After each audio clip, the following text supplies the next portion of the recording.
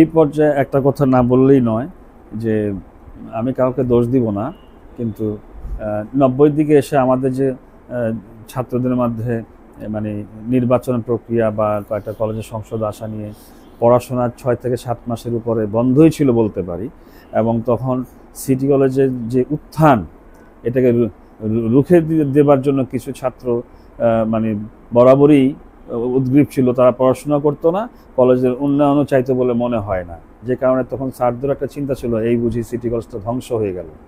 তো ঠিক সেই মুহূর্তে স্যারদের মানে চেষ্টায় এবং তখনকার ছাত্রদের মানে চেষ্টায় সিটি কলেজের পরিবেশ ফিরে আসলো একটা বিশাল অভ্যুত্থানের মাধ্যমে। সেই অভ্যুত্থানটা আপনি আপনার নিজের চোখে দেখেছেন, এবং সৌভাগ্য হয়েছে সেই সময় আমি এবং নাভেদ এবং আমাদের আরও কতিপয় কিছু বন্ধু সবাই মিলে আপনাদের সাথে কাজ করার একটা সৌভাগ্য হয়েছে, এবং কলেজকে ফিরিয়ে আনার পথে কান্ডার হিসেবে আপনারা এবং আমরা সবাই মোটামুটি কাজ করেছি একদম জান প্রাণ দিয়ে।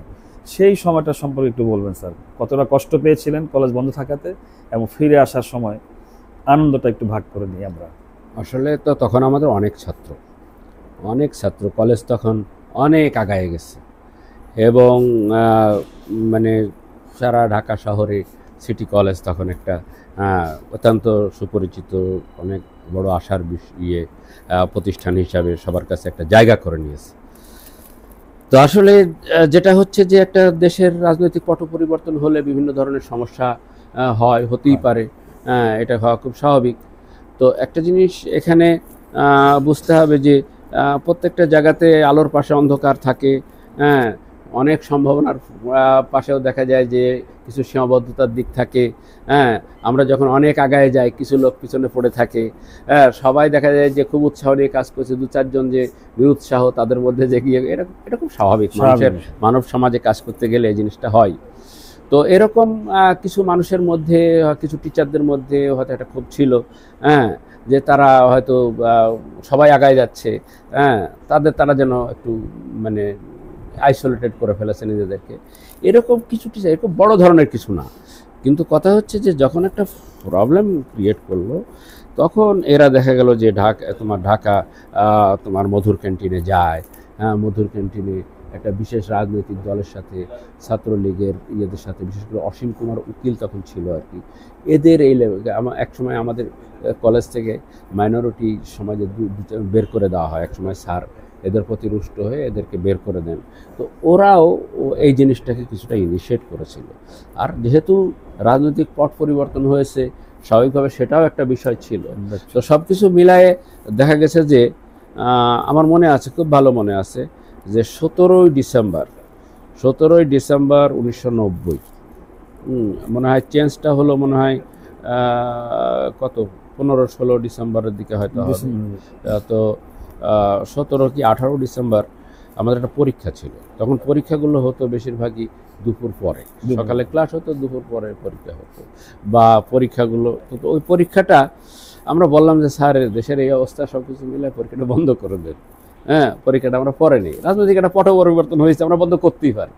কিন্তু স্যার কখনো একটা মানে নোটিশ করেছেন সেইটা মানে আবার তিনি প্রত্যাহার করবেন, এইটা স্যারের স্বভাব বিরুদ্ধে ছিল। তো স্যার বলল না, কি হবে পরীক্ষা নিয়ে, যদি কিছু হয় সবাই মিলে আমরা ফেস করব। তো এরপরে আমরা পরীক্ষাতে কিছু ছেলে গেল না, ম্যাক্সিমাম ছেলে গেল, কিন্তু কিছু ছেলেকে আমরা যেন নিতে পারছিলাম না। এরপরে দেখলাম যে ঢাকা দিক থেকে, ঢাকা মধুর ক্যান্টিন থেকে একটা মিছিল আসলো, সব কিছু মিলায় এরা এসে তখন প্রচণ্ড বিশৃঙ্খলা সৃষ্টি করলো এবং আমাদেরকে আটকায়ে প্রিন্সিপাল স্যারকে জোর করে লেখায় নেবেন যে পদত্যাগপত্র। তো আমার মনে আছে, তো যখন এই সমস্যাটা হচ্ছিল, আমরা প্রথমত একটু ঢুকতে দিই নাই, আমরা গেট টেট সব বন্ধ করে দিয়েছি, যার কারণে ওরা স্যারের কাছে আসতে পারে নাই। আমরা চাইছি যে আমাদের মানে আমরা বেঁচে থাকতে স্যারের কাছে আসতে দেবো না, এরকম একটা মানে সবার মধ্যে একটা ইয়ে। কিন্তু যাক, শেষ পর্যন্ত আমরা সেটা করতে পারিনি। কিন্তু এর মধ্যে কিন্তু অনেক দেরি হয়ে গেছে, মধুর ক্যান্টিন অনেক খবর হয়ে গেছে যে ঢাকা সিটি কলেজে এই সমস্যা হচ্ছে। তো তখন ছাত্রলীগের সভাপতি ছিল হাবিবুর রহমান হাবিব সাহেব, তখন ছাত্রলীগের সভাপতি এবং ছাত্র সংগ্রাম পরিষদের। তো কোত্থেকে এই হাবিব সাহেব চলে আসলো, খবর পাওয়ার পরে সে আসলো, আসার পরে কি হয়েছে, আমরা তখন তো বুঝলাম যে একটু তো জানে না ঘটনাটা। অসীম কুমার উকিল যেগুলো সব করতেছে এটা কিন্তু আমরা জানি, হ্যাঁ, কিন্তু আমরা জানতাম যে হাবিব সাহেবের হয়তো জানা আছে, কিন্তু উনি এসে বললো কি হচ্ছে সিটি কলেজে।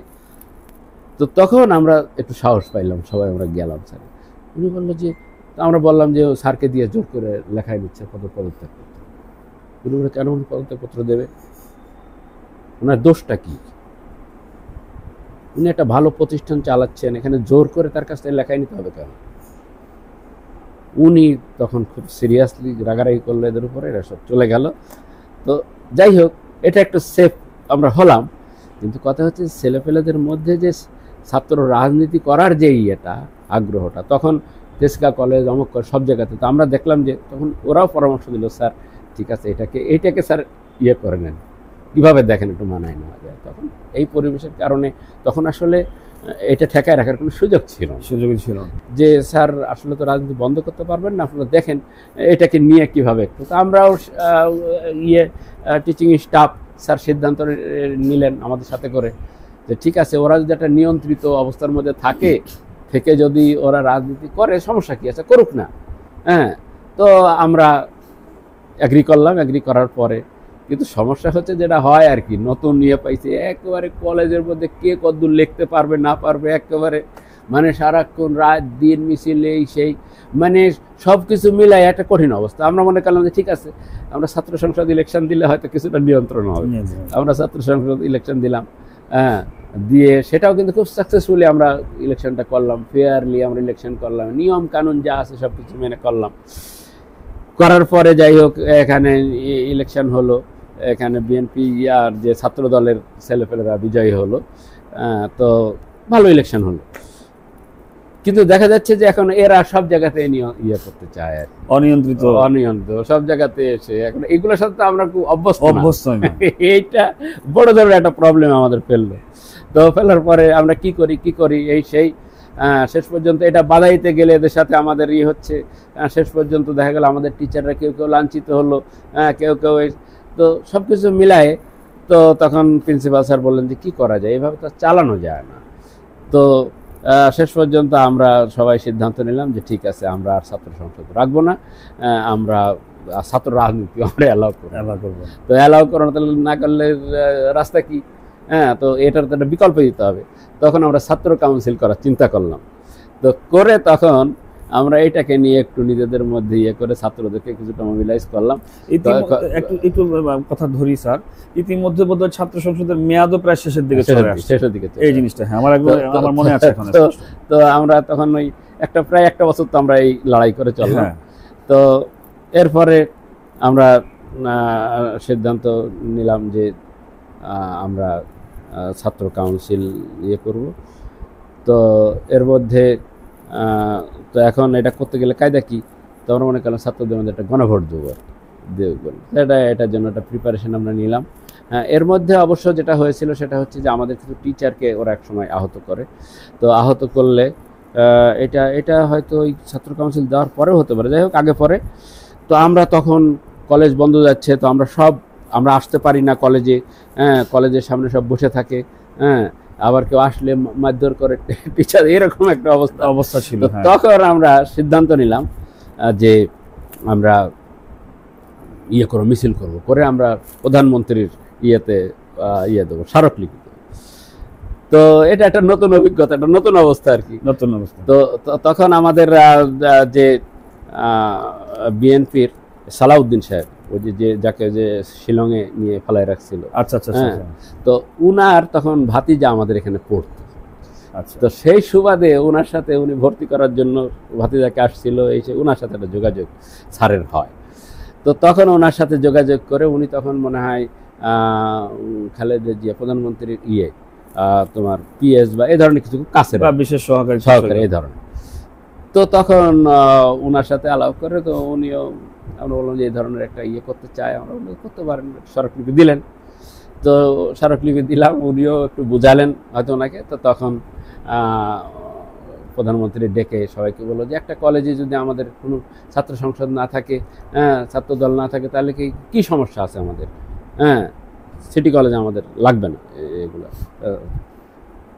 তখন দেখা গেলো এরা নিরস্ত হলো, তখনই আমরা ইলেকশন দিয়ে তারপরে এটা আমরা মানে স্বয়ং খালেদা জিয়া নিজে হস্তক্ষেপ করতে হয়েছে। নিজেই হস্তক্ষেপ করে বললো যে সিটি কলেজের পড়াশোনা ঠিক রাখার জন্য এবং মানকে আরো যেন সামনে এগিয়ে ভালো যেতে পারে, একটা ভালো কলেজকে নষ্ট করে ফেলতে পারে এই ভয় উনি বললো যে হা না ভোট করে কলেজের পরিস্থিতি একটা মোটামুটি যখন পাইলাম আমরা সাজেশন ছিল, তখন দেখলাম যে আমরা ঠিক আছে, আমরা